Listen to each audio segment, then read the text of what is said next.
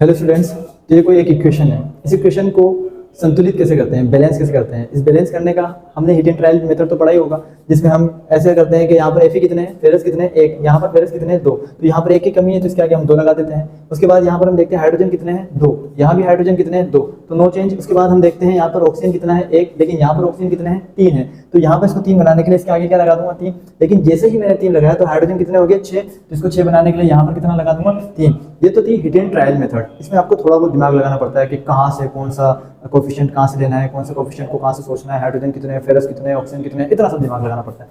इसका एक सिंपल सा तरीका मैं आपको बताता हूँ जिससे आप आसानी से इसे कर सकते हो।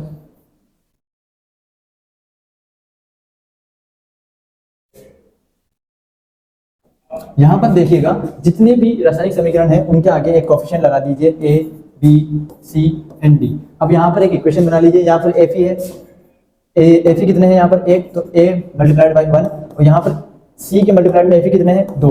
तो यहाँ पर एक इक्वेशन बन जाएगी ए बराबर 2c। इसको फर्स्ट इक्वेशन नाम दे दें। दूसरा यहाँ पर क्या है, बी, हाइड्रोजन कितने हैं, बी के गुणा में दो। उसके बाद यहाँ पर हाइड्रोजन कितने हैं, डी के गुणा में दो। तो यहाँ पर सेकंड इक्वेशन बन जाएगी b is equal to d. अब यहाँ से देखना ऑक्सीजन कितने हैं, यहाँ पर बी के साथ गुणा में ऑक्सीजन कितना है, एक गुणा में है। उसके बाद यहाँ पर ऑक्सीजन कितने हैं, सी के साथ, सी गुणा तीन। यहाँ की यहाँ पर एक और इक्वेशन बन जाएगी b is equal to 3c। अब ये अपने पास तीन इक्वेशन आ चुकी हैं। इन तीनों इक्वेशन से हम ए, बी और सी के मान निकाल लेंगे और यहाँ पर रखकर हम पूरी रासायनिक समीकरण को बैलेंस कर देंगे।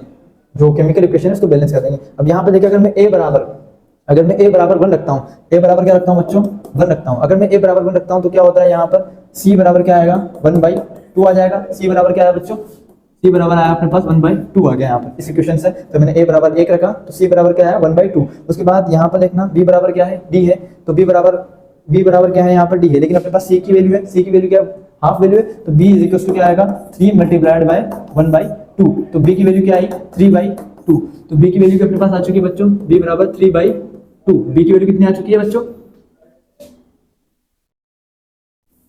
बी की वैल्यू अपने पास आई है 3/2। यहाँ से बी की वैल्यू हमने निकाली। उसके बाद हम निकालते हैं बी बराबर डी है, तो डी की भी वैल्यू क्या होगी बच्चों, 3/2 ही होगी। उसके बाद ए की वैल्यू हमने मान ही रखी है, ए की वैल्यू क्या मान रखी है बच्चों, ए। तो ये जितने भी कोफिशिएंट आए हैं हमारे पास, ए, बी, सी, डी, जितने भी वैल्यू आए हैं उनकी वैल्यू हम क्या करेंगे, इसमें रख देंगे। अब ए की वैल्यू कितनी आई है हमारे पास, दोबारा इक्वेशन लिख देता हूं मैं।